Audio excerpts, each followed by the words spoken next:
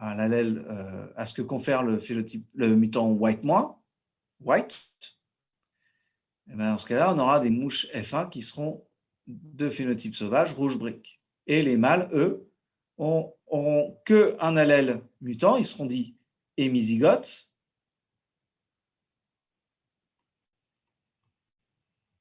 OK. Voilà.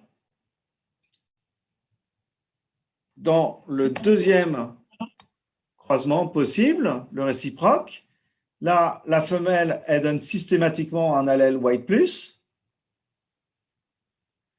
Et le mâle, lui, donne l'allèle white- aux femelles et l'allèle white plus au mâle.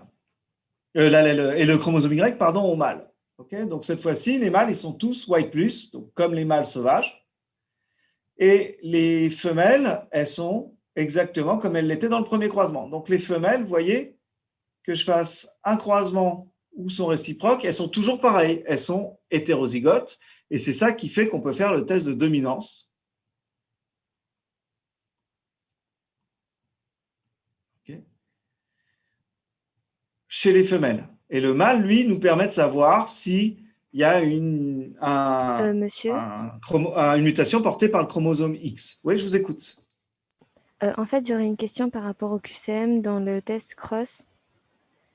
Oui, alors les questions, on les verra. Je voudrais avancer dans le cours. Je vous propose qu'on voit les questions jeudi, au début du cours.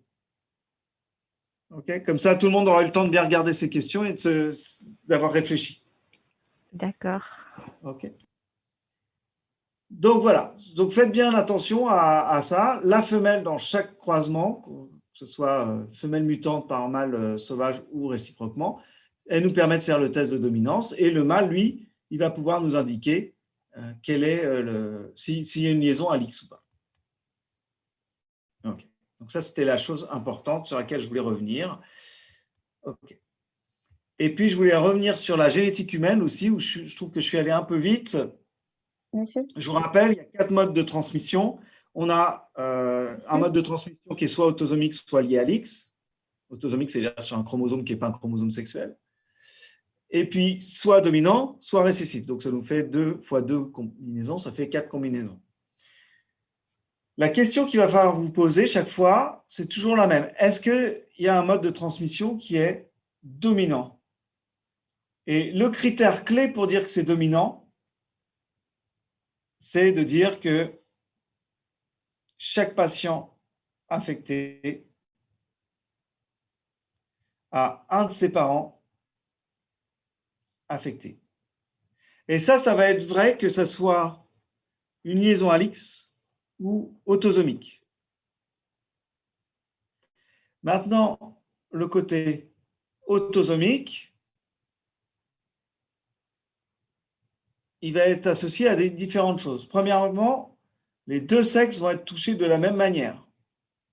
Mais vous allez revoir que quand c'est lié à l'X et dominant, il y a des femmes et des hommes qui sont touchés. Il y a même un petit peu plus de femmes.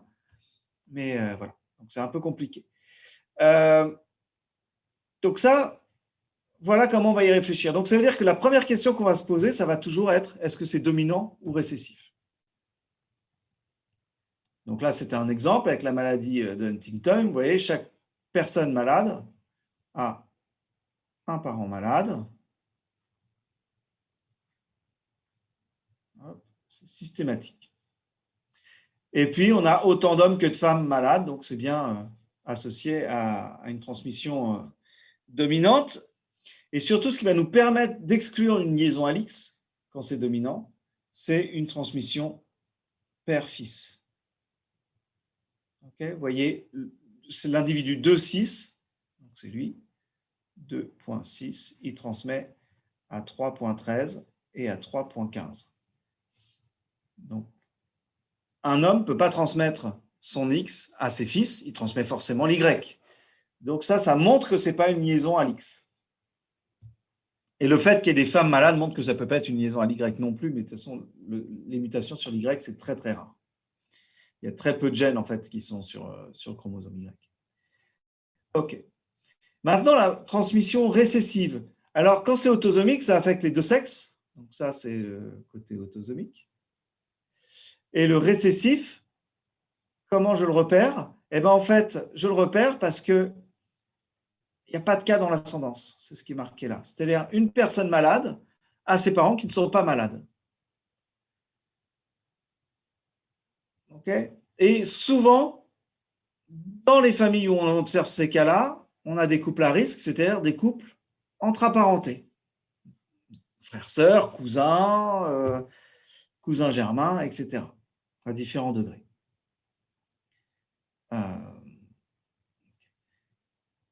Donc, c'est ce qu'on voit ici.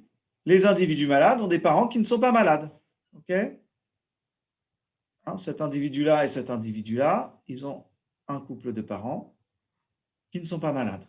De la même manière, lui, il a un couple de parents qui sont apparentés. Vous voyez, il y a le double trait ici, là, qui montre qu'ils sont apparentés. Et on voit que ces parents-là ne sont pas malades. Je vous rappelle la nomenclature parce que j'en ai pas reparlé là. Mais un carré, ça veut dire que c'est un homme. Un rond, ça veut dire que c'est une femme. Un rond vide ou un carré vide, ça veut dire que c'est quelqu'un qui est sain. Et quand c'est un rond plein ou un carré plein, ça veut dire que c'est quelqu'un qui est malade. Enfin, malade ou porteur du phénotype. Okay. Les chiffres romains, c'est la génération. Et puis les chiffres arabes, c'est pour le numéro de l'individu. Et ces individus, ils apparaissent généralement, dans les fratries, ils apparaissent par ordre de naissance. Donc l'aîné en 1, ensuite en 2, et puis le petit dernier en 3 ici. Est-ce qu'il y a un nombre de descendance minimum pour que la mutation récessive disparaisse? Alors, la mutation, elle est transmise ou elle n'est pas transmise.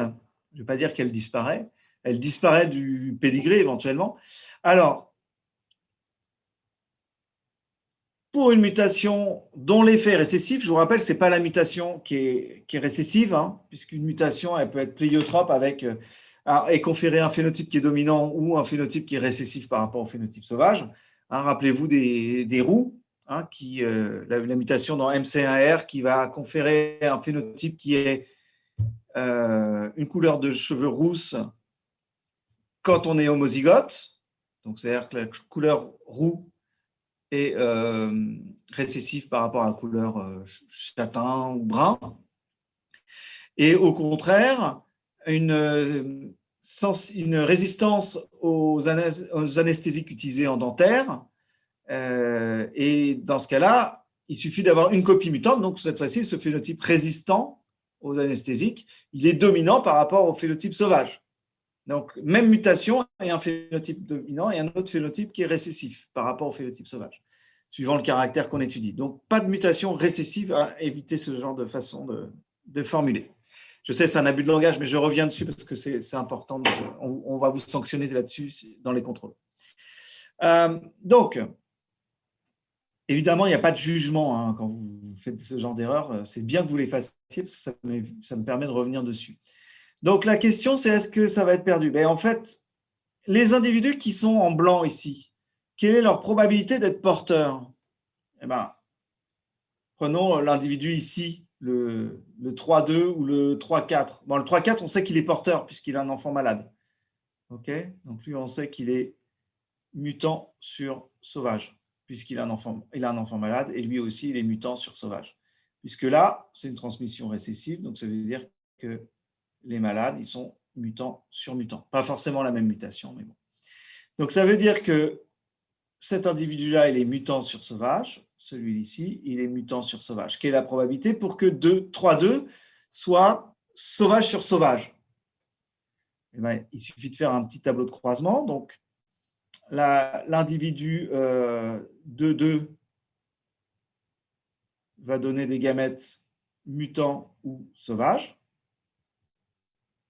Je fais mon petit tableau. Hein. Et puis, l'individu 2-3, il va donner de la même manière des gamètes mutants ou sauvages. Okay. Donc, vous voyez qu'il y a un quart des descendants qui peuvent être malades et ils n'ont pas eu de bol sur 4 enfants, ils en ont eu 2 qui correspondaient à ce génotype-là. Il y a la moitié qui vont être mutants sur sauvage. Donc, c'est l'équivalent de 2/4. Et puis, un quart qui vont être sauvage sur sauvage. Donc, qui vont avoir perdu la mutation. C'est les chanceux. Donc, un quart de malades, un quart de chanceux qui ne sont pas porteurs de la mutation, et puis la moitié qui sont porteurs sains. Ils portent la mutation, mais ils ont un phénotype sain parce qu'ils sont hétérozygotes. Donc, la probabilité que cet individu-là soit porteur sain, c'est 2 sur 3, puisqu'il n'est pas malade. On peut exclure cette case-là. Donc, il reste 3 cases. Donc, il a 2 chances sur 3, enfin, ou 2 tiers de risque d'être porteur sain. M sur plus. Et 1 chance sur 3 de ne pas être porteur. Okay, donc, ça répond à votre question, j'espère. Donc, le 25%, Noé, oui, c'est vrai. Si on n'avait pas connaissance du phénotype de l'individu, mais on connaît son phénotype, donc on peut exclure ce cas-là. Ok, donc c'était une très bonne question. C'est des choses qu'on reverra l'année prochaine. Okay. Maintenant, si on est sur une maladie liée à l'X, maladie liée à l'X, on va avoir un critère qui sera toujours vrai. Ce sera que tous les hommes porteurs sont atteints, puisqu'ils sont hémizygotes. Donc,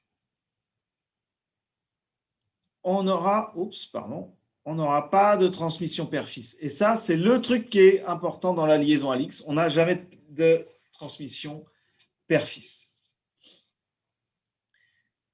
Quand c'est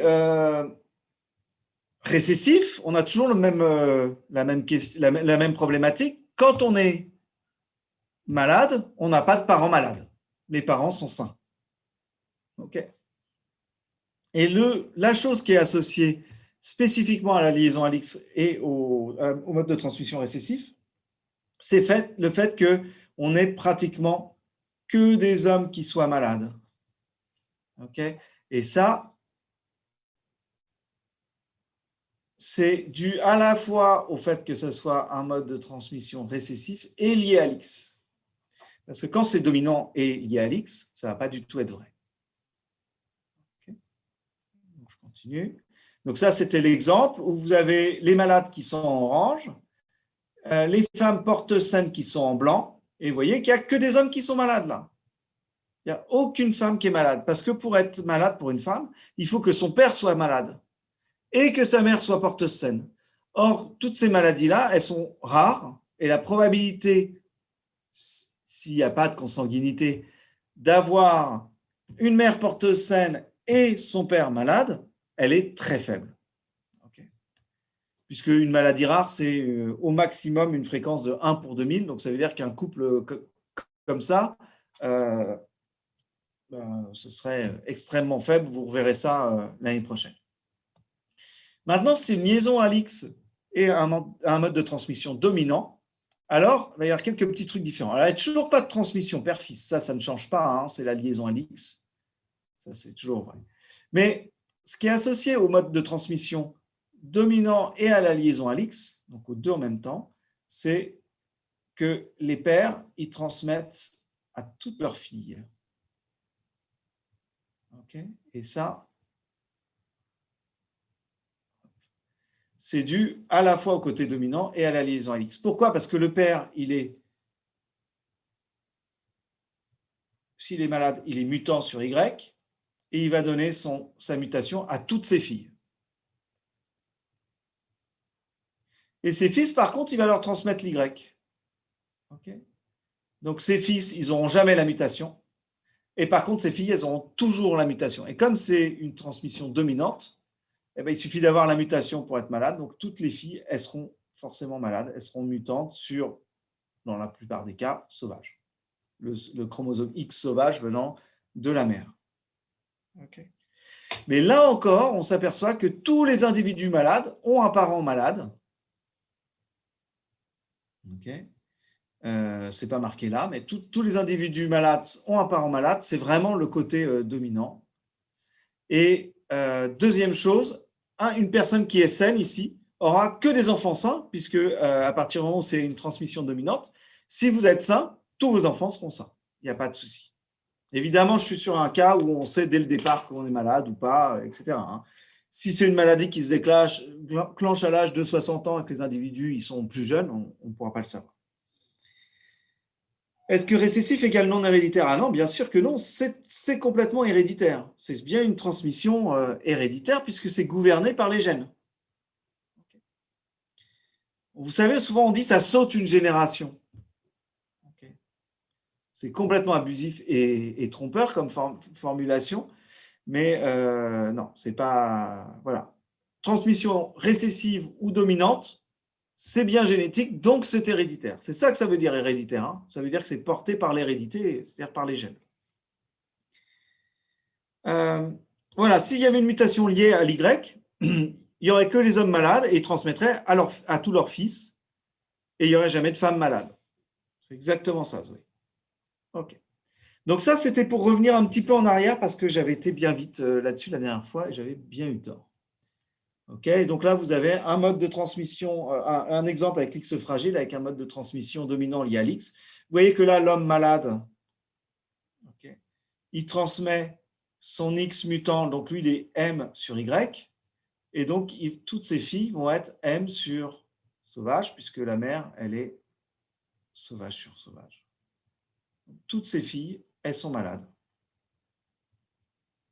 Par contre, ses fils, ils ont récupéré l'X de la mère et un chromosome Y, donc ils ne sont pas malades. Donc, c'est-à-dire que le fils, lui, il n'aura qu'une descendance saine puisqu'il est plus porteur de la mutation. Par contre, les filles, là, elles transmettront à un enfant sur deux la maladie. Okay, puisque un enfant sur deux récupérera le chromosome porteur de la mutation et l'autre portera l'allèle sauvage. Okay, donc, ce que vous voyez là, c'est qu'on n'a pas une transmission où il n'y a que des garçons malades. Bien au contraire. Puisque l'homme transmet à toutes ses filles. Okay, ça veut dire qu'il va y avoir plus de filles malades. Et les femmes, elles transmettent un enfant sur deux, quel que soit leur sexe. Hein, donc, on voit bien, là, sur cet exemple, on a 1, 2, 3, 4 garçons malades et on a 3, 4, 5, 6, 7, 8, 9 filles malades. Donc, attention aux raccourcis qu'on fait souvent, que les étudiants ont tendance à faire avec la liaison à l'X en se disant il n'y a que les garçons qui sont malades. Non, ça n'est vrai que si le mode de transmission est récessif.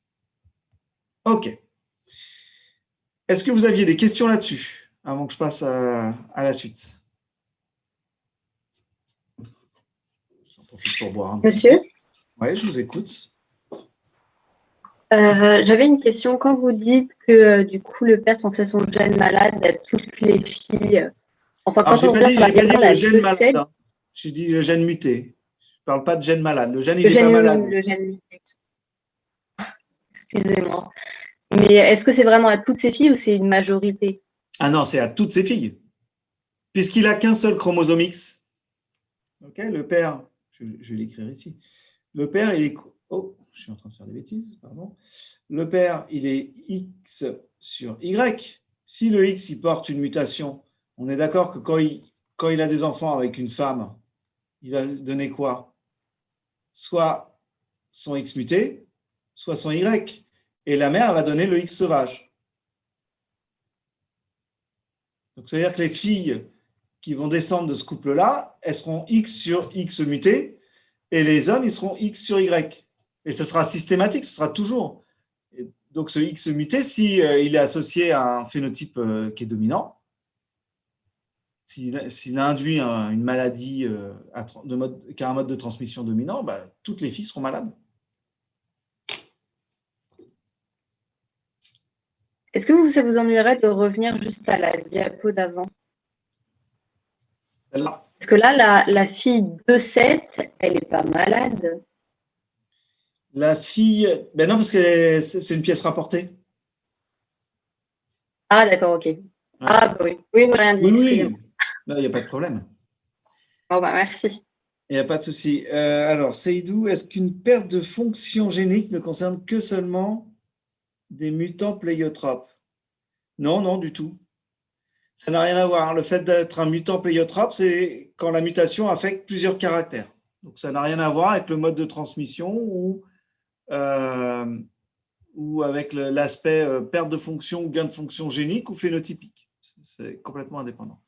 Pourquoi j'ai perdu ma petite souris, moi? Heureusement, j'ai toutes mes dents. Hop, voilà. Alors, Romain, vous disiez, mais vous dites que pour autosome récessif, il n'y a pas de cas dans l'ascendance. Ouais, c'est ça, tout à fait. Alors, je vais me permettre un commentaire. C'est vrai qu'on fait aussi le raccourci que ceux qui ont des enfants, ils sont mariés. Mais il faut que je vous dise, maintenant vous êtes en âge de le savoir, on peut avoir des enfants sans être marié. Alors, pour revenir à votre question, Romain, autosome récessif, il n'y a pas de cas dans l'ascendance, sauf mariage entre apparentés. Alors, même dans les mariages entre apparentés, il y a rarement, le mariage entre apparentés, ça augmente le risque d'avoir des gens malades. Et quand quelqu'un est malade, bah oui, ça augmente d'autant plus. Parce que ça veut dire que lui, il est sûr. Quelqu'un qui est malade d'une maladie à transmission récessive, ça veut dire qu'il est homozygote mutant. Donc, tous ses enfants seront porteurs sains, que ce soit autosomique ou lié à l'X. Okay.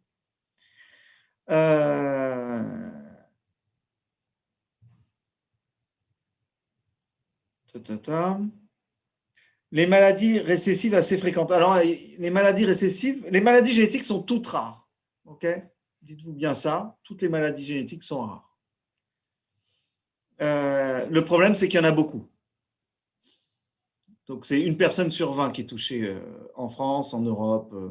En moyenne, c'est une personne sur 20 qui est touchée par une maladie génétique, par une maladie rare, plus exactement. Il y a des chances d'avoir des descendants malades, même s'il n'y a pas de mariage. Ah bah oui, mais ce n'est pas le mariage qui fait qu'on va avoir des enfants malades. Je ne sais pas si c'est ça votre question, je n'ai pas l'impression, mais bon. Alors, Julien a vu un complot. Je n'ai pas vu le complot, moi. Ah, par rapport au fait qu'il y ait des enfants, qu'il y ait des enfants sans être, des gens qui aient des enfants sans être mariés, ouais. C'est pas très catholique tout ça. Je suis d'accord avec vous, Louis.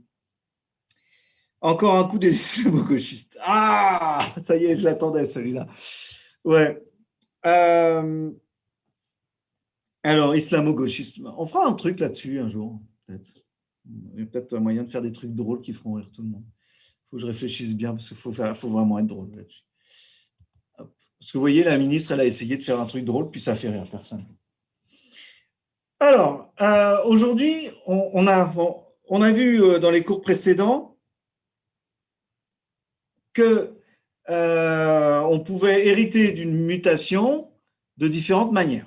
Okay, si c'est lié à l'X, si c'est pas lié à l'X, etc. Et donc, avoir le phénotype ou pas en fonction de si la mutation confère un phénotype dominant ou récessif par rapport à un allèle sauvage. On va complexifier, on va s'intéresser un peu à ce que faisait notre ami Mendel, c'est-à-dire on va s'intéresser à deux gènes différents et on va voir les différents cas qu'on peut rencontrer.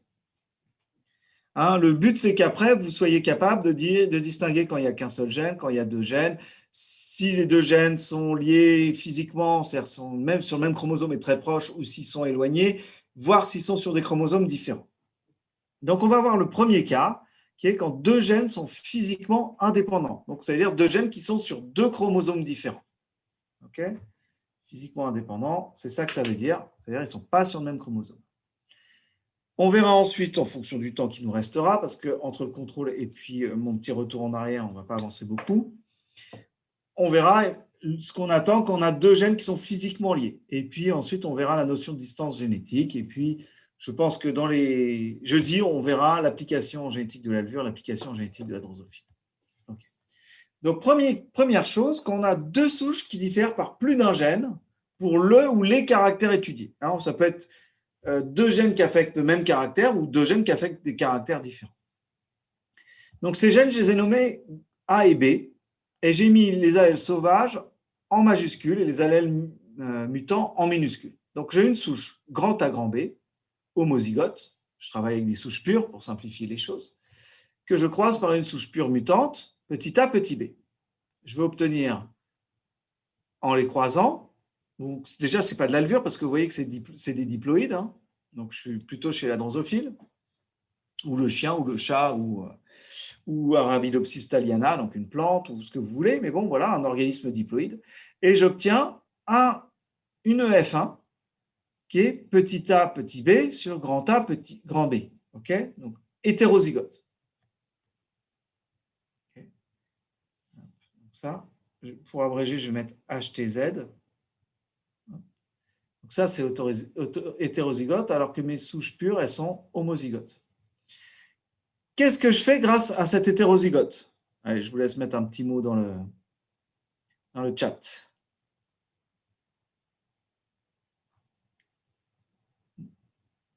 Eh ouais, le test de dominance, exactement. Puisque je suis dans le meilleur contexte possible. Je suis avec mon hétérozygote, donc je vais pouvoir identifier quel est le phénotype qui est dominant et quel est le phénotype qui est récessif. Le test cross, c'est si je croise cette lignée-là par une lignée qui est porteuse du phénotype récessif. Donc, imaginons c'est ma mutante. Okay, donc, je ferai un croisement entre ça et ma lignée mutante. Sinon, je peux faire mon test F1 par F1. Et qu'est-ce que je peux observer? Qu'est-ce que je peux avoir comme résultat? Ça va dépendre des gamètes qui seront produites. Donc, qu'est-ce que je peux avoir comme gamètes possibles? Ce que je vais appeler des gamètes parentaux. Gamètes, attention, c'est masculin. Donc, un gamète parental, ça va être par exemple petit a, petit b, c'est-à-dire les gamètes que les parents ont donnés à cet individu, ou grand A, grand B. Et puis, je peux avoir des gamètes recombinants ou recombinés, où je vais avoir petit a associé à grand B ou grand A associé à petit b. Okay. 4 types de gamètes, c'est ce que vous voyez ici. Petit a, petit b, grand A, petit b, mais parentaux, ou petit a, grand A, petit b, mais recombinés. Alors, vous me demandez, Romain, et c'est une bonne question, est-ce que c'est à cause des crossing over? Eh bien, pas forcément. Alors, vous voyez que ici, j'ai mis 3 petits points parce que je ne sais pas si mes gènes A et B sont liés génétiquement ou indépendants. Enfin, liés physiquement, ou indépendants. Je ne sais pas s'ils sont sur les mêmes chromosomes ou pas. Donc, j'ai mis 3 petits points. Je le note comme ça, mais je pourrais le noter aussi en mettant grand A, 3 petits points, grand B, et je croise par petit a, petit a. Alors, pareil, une barre ou 2 barres, il faut essayer d'être homogène, c'est le seul truc. 3 petits points, petit b, petit b. Hein, j'aurais pu noter comme ça. Les deux nomenclatures sont acceptées. OK. Donc, la question de Romain, vous voyez, elle tombe hyper à point. L'existence de gamètes recombinés ne nécessite pas toujours de crossing over. Pourquoi je mets ça? Parce que c'est l'alignement sur la plaque métaphasique qui va aussi participer au brassage génétique. C'est ce qu'on a vu au TD numéro 1. On aura la même fréquence de gamètes parentaux et de gamètes recombinés dans le cas où les mutants sont sur des chromosomes différents. Dans le cas où les mutants, les gènes affectés, en fait, sont physiquement indépendants, pas sur le même chromosome. Physique, c'est-à-dire sur la même molécule. Génétique, ça peut être sur la même molécule. Donc, qu'est-ce que j'ai là? J'ai changé de nomenclature, vous voyez, j'ai mis un point-virgule puisque j'ai pris l'hypothèse de gènes physiquement indépendants. Donc, je sépare les chromosomes avec un point-virgule. Donc, j'ai grand A sur grand A, grand B sur grand B, petit a sur petit a, petit b sur petit b. J'ai toujours mon test de dominance que je peux faire ici. Et cet individu F1, il va me donner 4 types de gamètes, des gamètes parentaux, petit a, petit b, grand A, grand B, petit a, grand A, petit b. 2 gamètes recombinés, 2 gamètes parentaux. Okay. Ségrégation de 2. On retrouve cette ségrégation de 2. OK.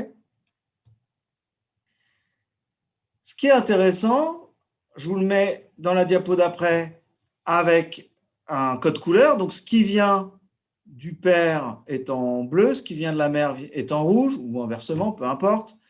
Et vous voyez que donc le F1, il a hop, ce qui est de la mère, ce qui est du père. Et quand il va donner des gamètes, en fait, les chromosomes vont pouvoir s'orienter d'une manière ou d'une autre selon la plaque métaphasique. Et quand on va faire la méiose, eh ben, on va séparer les chromosomes. Donc, le chromosome qui porte le gène A, il va donner le petit A chez la moitié de ses descendants et le grand A chez l'autre moitié. Et puis, il va donner petit b chez une moitié, mais pas forcément la même, et grand B dans l'autre moitié, mais là encore, pas forcément la même. Alors, en haut, c'est dans la même, et puis en bas, c'est pas dans la même.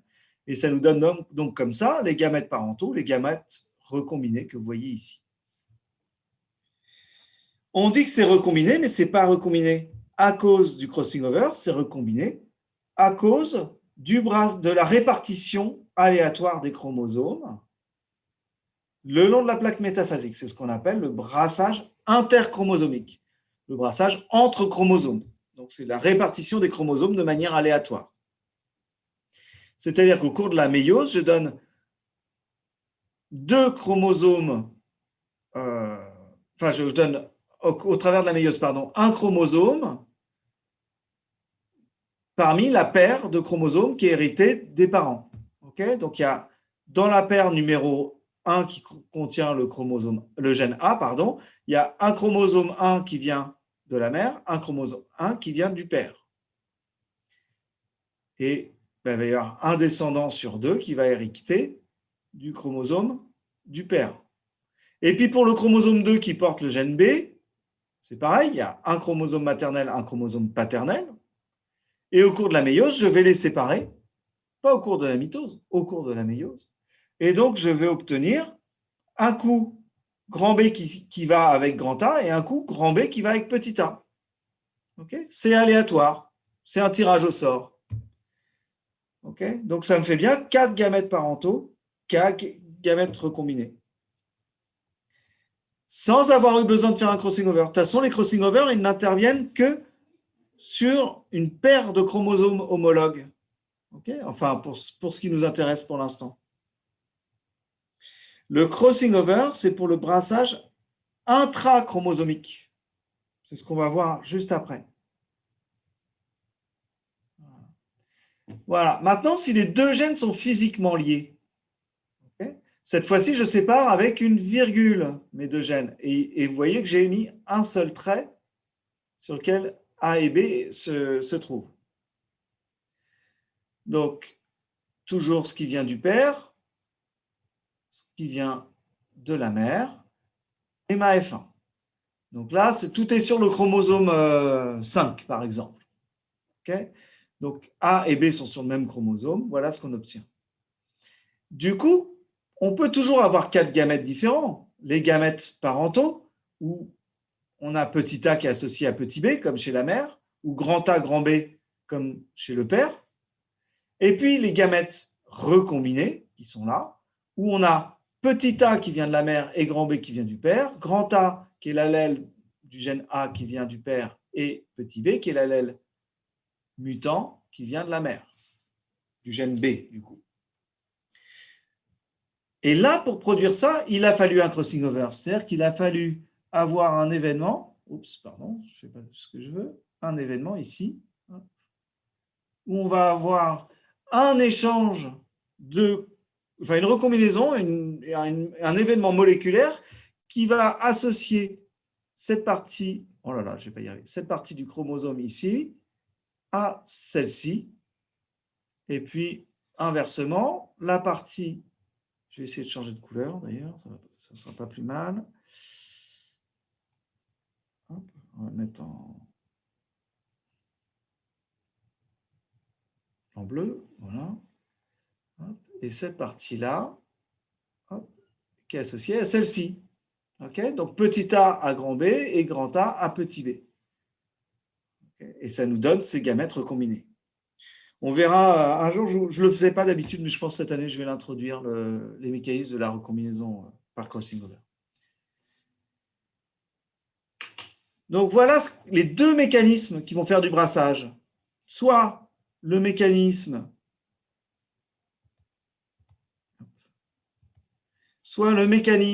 de l'alignement le long de la plaque métaphasique qui fait le brassage interchromosomique entre les chromosomes, pour ce qui n'est pas porté sur un même chromosome. Et puis le crossing over pour ce qui est intrachromosomique, qui est sur le même chromosome. Donc la fréquence des gamètes recombinés, dans ce cas-là, il va dépendre de la distance entre les deux gènes. Parce que si les deux gènes sont très très proches, la probabilité d'avoir un crossing over entre ces deux gènes va être très faible. Par contre, si les deux gènes sont très éloignés, alors la probabilité d'avoir un crossing over va être très élevée. Okay. Et je vous le disais, je ne sais plus quand, enfin je l'ai dit en TD, je ne sais pas si je l'ai dit en cours. La fréquence de crossing over, elle varie entre un crossing over par bras et un crossing over par chromosome, en moyenne. Donc, il peut y avoir 2 crossing over sur un chromosome ou 0. Mais voilà.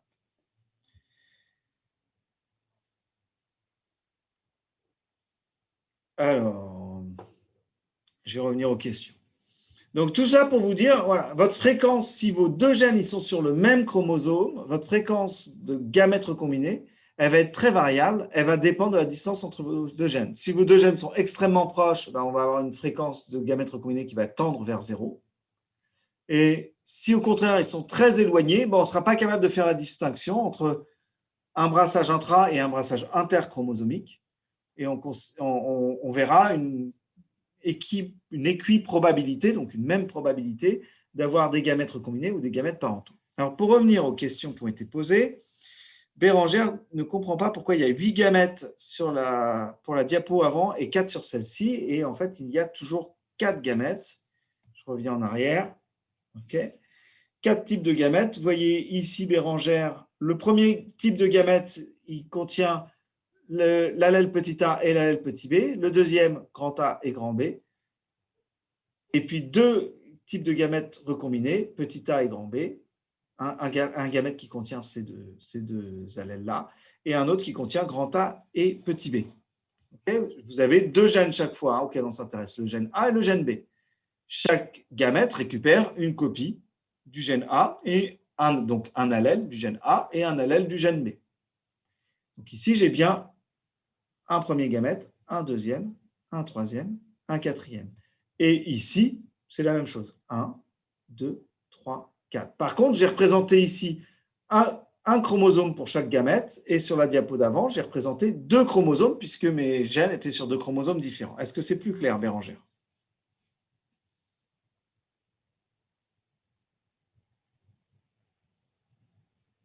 J'attends la réponse de Bérengère. Ah, mais oui, c'est débile. Excusez-moi, il devrait y avoir marqué 2 gamètes parentaux, 2 gamètes recombinés. Je ne sais pas pourquoi j'ai mis 4. Il n'y en a effectivement que 2. Vous savez quoi, je vais... voulez-vous conserver ou non? Je ne veux pas les conserver. Et je vais changer ça tout de suite avant d'oublier. Attends, qu'est-ce que je vous dis comme bêtise?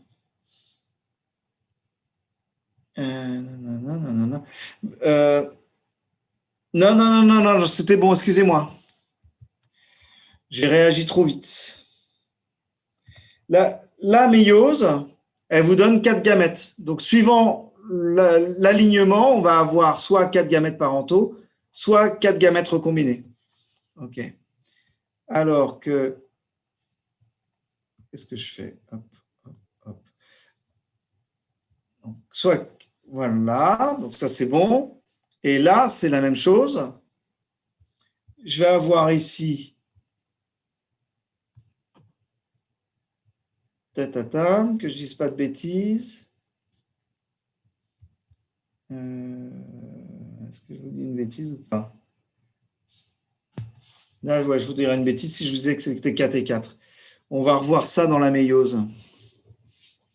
Dessine-moi une méiose, comme on dit dans le monde des généticiens. Je vérifie l'heure, ça va, on est dans les temps. Posez les bonnes questions, c'est bien. Je ne vois plus mon crayon tellement. Ah, c'est parce que c'est là. Ok, c'est bon. Alors,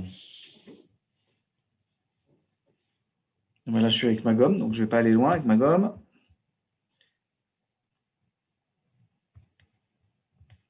Voilà. OK.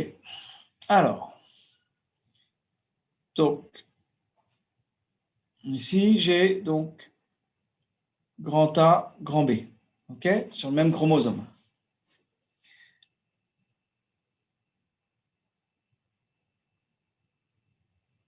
Donc, j'ai un chromosome paternel. Et puis, c'est un peu pénible de le faire comme ça, mais je vais le faire quand même. Ça prend un peu de temps, c'est pas grave. Et puis, j'ai l'autre chromosome qui est porteur de petit a et petit b. OK? Donc ça, c'est ma F1, elle ressemble à ça. Vous voyez, ici, j'ai également petit a, petit b, et évidemment, en haut, j'ai évidemment grand A, grand B. Hein, j'ai la même chose sur mes deux chromatides. Hop.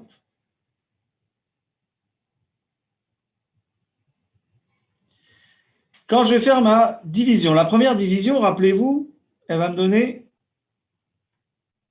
2 cellules, et comme c'est une division qui est réductionnelle, elles n'auront qu'un seul chromosome. Donc, si je n'ai pas de crossing over, j'ai grand A, grand B. Et puis, suite à ça, ça va me donner 2 cellules, hop, qui auront encore un chromosome, mais avec une seule chromatide. Donc, grand A ici, grand B là, grand A là, grand B ici. OK? Donc, deux parentaux, parce que je n'ai pas eu de crossing over. Et puis, hop, pour l'autre, c'est exactement la même chose. Petit a, petit b, petit a, petit b, et puis dans la deuxième division, 2 cellules, hop, 2 cellules qui récupèrent les allèles maternels. Donc on est encore sur du parental, petit a, petit b. Donc 4 gamètes parentaux. Vous voyez bien que ma méiose m'a produit 4 gamètes parentaux. Okay.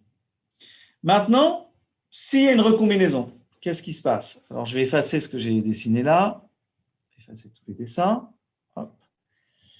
Je pars de ma cellule F1 qui va faire, donc c'est une cellule germinale, elle va faire une méiose. Avant de faire la méiose, il y a la réplication du matériel génétique. Hop, donc petit a, petit b, petit a, petit b.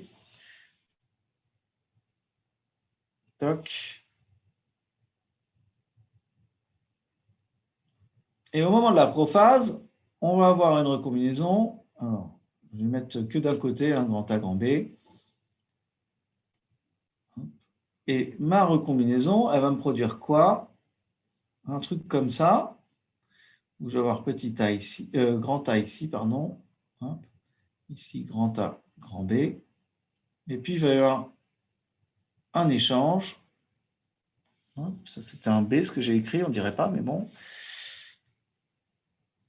On va avoir un échange pour récupérer un chromosome comme celui-ci. Donc, petit a, petit b. Là, le petit b, il se retrouve ici. Voilà.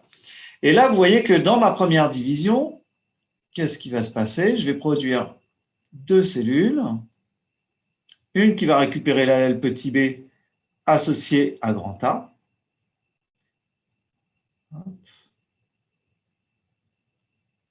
Petit a, petit a. Hop. Ici, j'ai un grand B qui se balade là. Parce que j'ai fait mon crossing over. Là, grand A, grand B.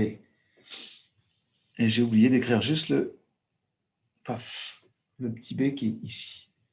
Et donc, dans la division, donc ça, c'est relié, hein, vous ferez un dessin plus propre que le mien, j'espère. Donc là, j'obtiens quoi? J'obtiens un chromosome qui est parental, petit a, petit b. Un autre qui est recombinant, donc j'ai le petit a et après je vais avoir grand B.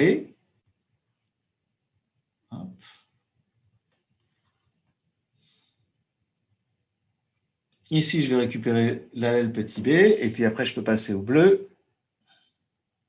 Toc. Donc, ici, j'ai grand B qui vient de là. Là, j'ai grand A, et là, j'ai grand A, grand B. Donc, vous voyez que cette fois-ci, j'ai 2 gamètes parentaux, okay, et 2 gamètes recombinés. Je mets un gamma pour gamète. Hein. Moi, c'est mon côté fainéant, mais vous écrirez ça en toutes lettres, évidemment, parce que je n'ai pas trop la place. Donc, vous voyez que là, j'ai 2 gamètes parentaux, 2 gamètes recombinés si j'ai un crossing over. Mais si je n'ai pas de crossing over, j'ai 4 parentaux. OK? Donc, c'est pour ça qu'ici, je n'ai pas mis le nombre de gamètes parentaux de recombinés, alors que... Donc, je vais effacer ça, si j'arrive à retrouver ma souris.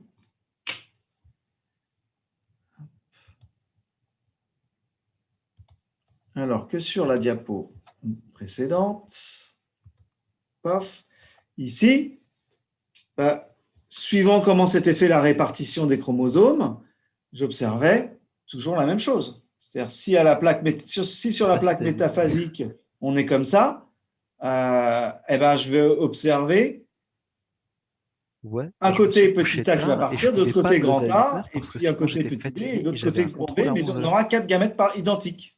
Donc, j'ai préféré skip mes 2 premières heures de cours pour être en forme. Ça, tout va bien? Vous avez préféré les 2 premières heures de cours pour être en forme? Oh là là là là, terrible. Ah là là, Lucas. Déjà, vous mettez une photo de profil un peu étrange, ensuite vous parlez. Jean-Marc Corsi, il est super. Ouais, bah oui, je sais, c'est mon voisin de bureau. Alors, on est d'accord que le crossing over se fait seulement entre la chromatide de chaque chromosome homologue. Exactement. Exactement. Ok, il faut que ce soit porté par le même chromosome. On ne va pas avoir un crossing over entre un chromosome 2 et un chromosome 4. Enfin, pas pour l'instant.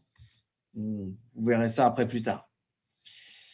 Dans une autre année. Là, on va faire simple. Hein. On fait comme dans la vraie vie, on apprend à dessiner un carré avant de faire un polyèdre à 20 faces.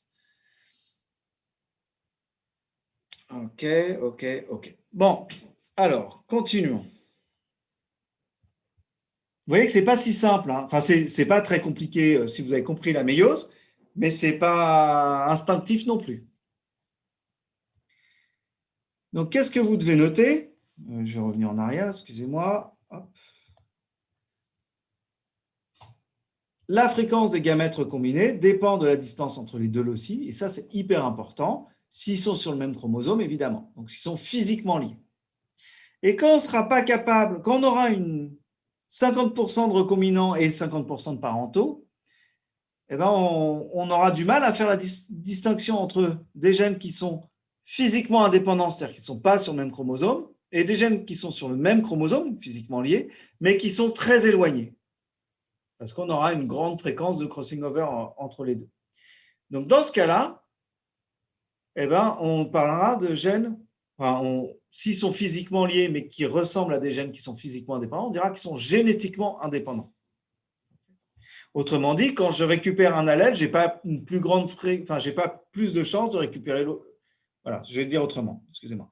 Si je récupère l'allèle grand A, si mes deux gènes sont génétiquement indépendants, eh ben, j'aurai la même fréquence de chance d'avoir récupéré grand B avec ou petit b avec. Okay, en gros, ils se comporteront de manière indépendante, comme deux objets indépendants. Si au contraire, on a moins de gamètes recombinés que de gamètes parentaux, alors on sera sûr que les deux gènes sont sur le même chromosome et on pourra en conclure qu'ils sont liés génétiquement. Okay. Autrement dit, c'est ce qui est écrit ici, la liaison génétique implique une liaison physique. Alors que l'indépendance génétique, le fait qu'on ait 50% de recombinants et 50% de parentaux, ça n'implique pas du tout l'indépendance physique. Okay. Les deux gènes qui nous intéressent peuvent être physiquement liés ou physiquement indépendants. On ne peut pas faire la distinction comme ça. Ok. Donc voilà, j'insiste lourdement là-dessus, on aura l'occasion d'y revenir. Deux interprétations cartographiques de l'indépendance génétique. Soit il y a une indépendance physique ou une grande distance entre les deux gènes qui seraient sur un même chromosome. Ok.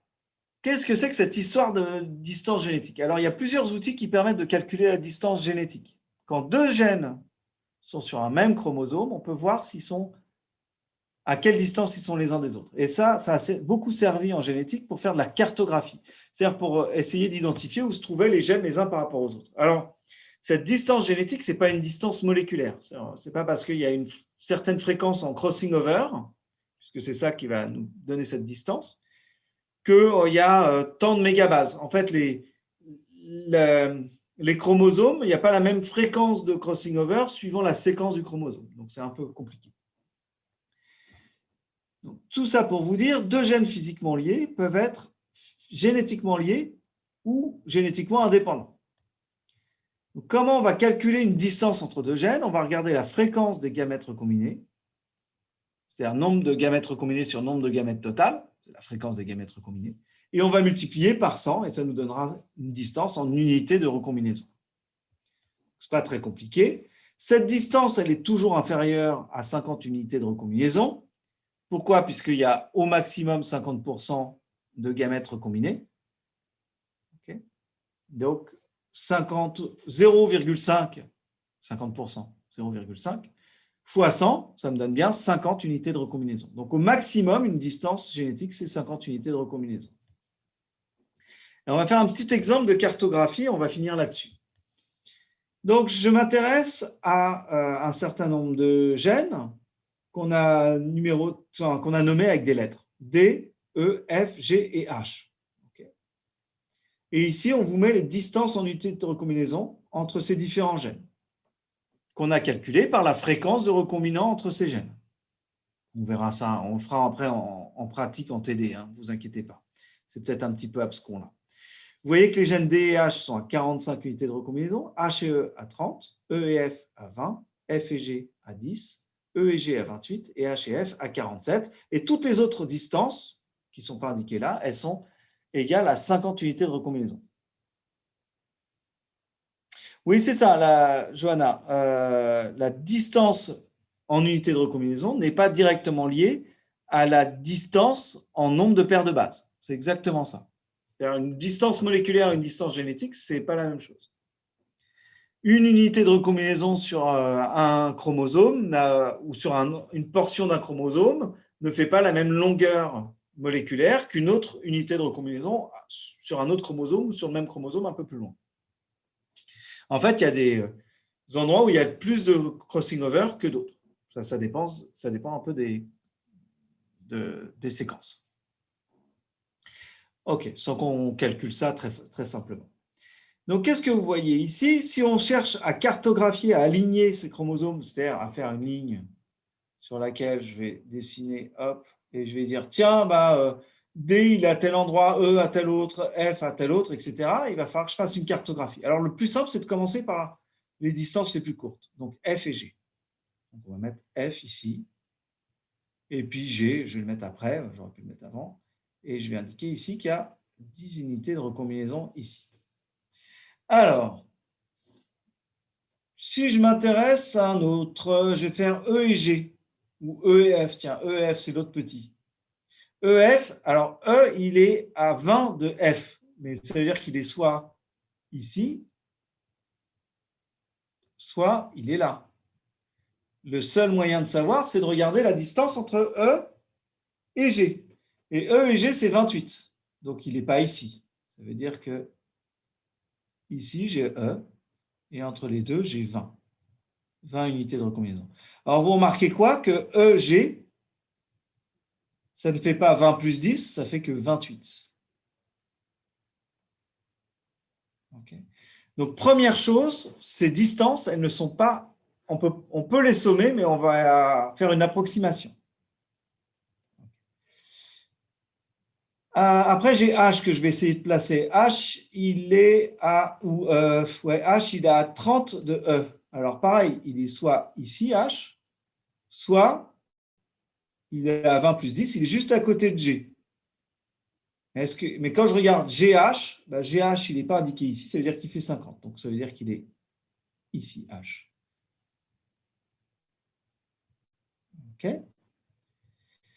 Il me manque quoi? Il me manque D que je n'ai pas placé. D, il est à 45 de H, ça veut dire qu'il est soit à 45 par ici, soit il est à 45, donc 30 plus 20, et entre E et F dans ce cas-là.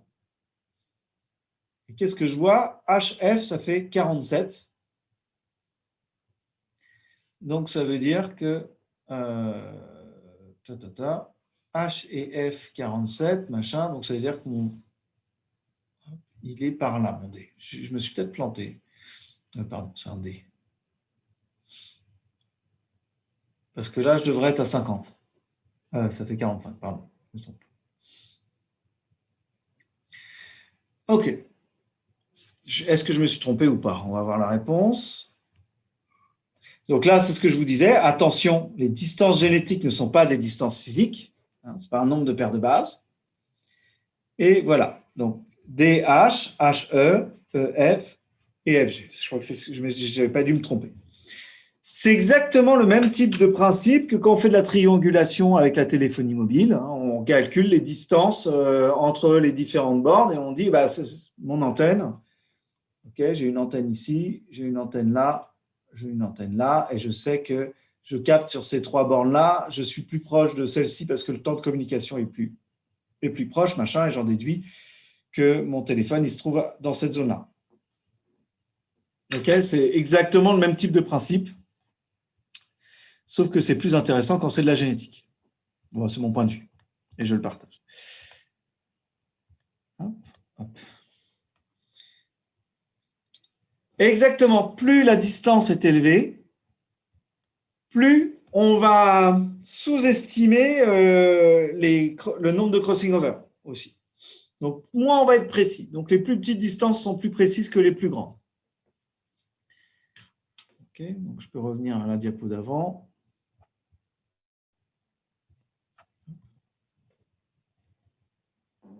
OK, vous voyez que 20 plus 10, et là, on tombe sur 28. Donc, toutes les grandes distances, on les minimise un petit peu.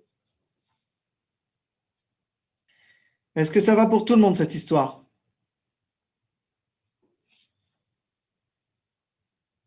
Ouais? OK. Ben, s'il n'y a pas de questions, il est midi 22. Je suis désolé, je suis un petit peu en retard. Je vais vous laisser. Et donc, jeudi, on commence par les questions sur le contrôle, ce que vous avez compris, ce que vous n'avez pas compris. Et on reverra ça, voilà, avant d'entamer la suite. Monsieur, Oui, je vous écoute. j'ai une question, mais c'est pas par rapport au cours, du coup. Ouais. Par rapport au stage, je voulais vous dire, du coup, je vous envoie sur votre adresse USQ, c'est ça? Ah oui, ouais. D'accord. Et aussi, je voulais savoir, Illumina, du coup, c'est un site qui nous permet de séquencer les génomes? J'ai pas compris quel site? Illumina. J'entends pas, je suis désolé. Illumina. Illumina? Ah non, c'est une entreprise. C'est une entreprise qui fabrique des séquenceurs. Ok. Et des puces ADN et tout ça. Enfin, c'est une entreprise. On va l'étudier cette année ou pas du tout? Non, enfin, moi, je ne vais pas vous faire ça du tout. Et c'est intéressant d'un point de vue informatique. Peut-être en 440, ça sera plus l'endroit où il faudra en parler. Ok. Merci beaucoup, monsieur. Merci, Émile. Je prends ça pour un compliment pour la journée internationale du compliment. Et Lucas, ouais, je fais partie déjà de la secte. Excusez-moi, monsieur, Oui. vous m'entendez? Oui. Est-ce que ce serait possible de mettre les diapos un petit peu en avance la prochaine fois? Oui, bah, vous avez déjà celle du prochain cours. Hein. Ah, d'accord, ok, génial. Ok, merci, monsieur. Je vous en prie. Au revoir. Au revoir.